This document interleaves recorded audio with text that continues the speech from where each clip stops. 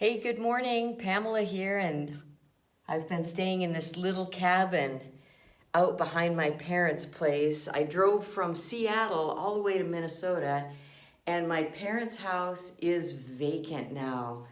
And they have both passed on, and it feels very, very unusual to be in a house that used to have all kinds of talking and people moving about, and now it's just vacant. I have been rehearsing my show, and I'll give you a little behind the scenes of my one-woman play, These Roots Go Deep. This is the living room where my mom actually passed away here.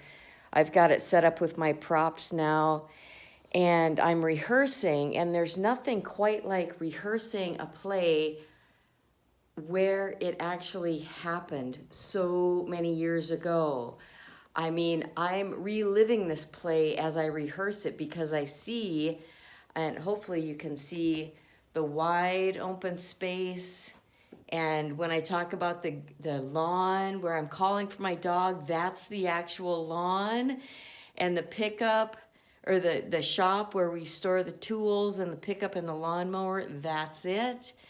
And the half-mile gravel lane that leads to our house, there it is. So there is an amazing opportunity for me here, being in this house, to not only rehearse my play and feel it at a much deeper level, but to really connect with the land. And that's one of the reasons I'm here, is because, see, this land, when there aren't people talking and there's nothing else besides me and the birds and my dog, I can really hear the land. And yesterday I created an earth altar of flowers and stones and grass and twigs, and oh, it was just so beautiful out in the land to just pretty much say I'm sorry for the times that I just took without giving back, and to give gratitude for all this land has given me. The land is amazing, and you've probably seen this and felt it yourself when you're out walking in the woods and there's no human distraction, you're just there with nature. So it's a really great opportunity. People are always asking me after the show, well, what's happening to the land? And what's happening to the land is that it's being rented now, and most all of it is in the grandkids' names, and there's a small portion that's in my brother, sister, and my name. And my intention is to turn this farmland back into prairie.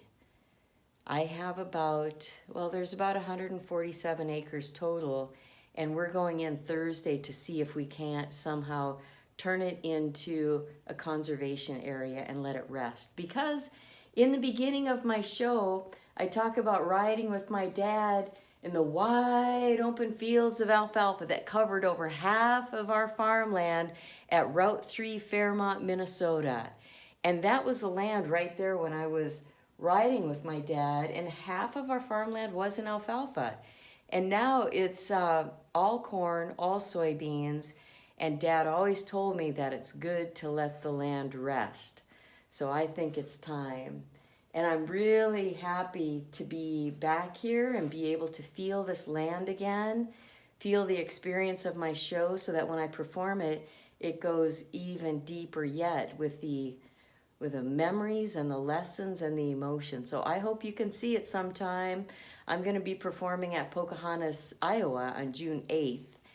And a lot of my relatives are coming to that, and it's going to be great to perform the show in the Midwest. I've performed it on the East and West Coast and got a feeling for how people react to my story of growing up on a farm, and it'll be really interesting to see how it goes over here. So thanks for listening, and I'll catch you again later.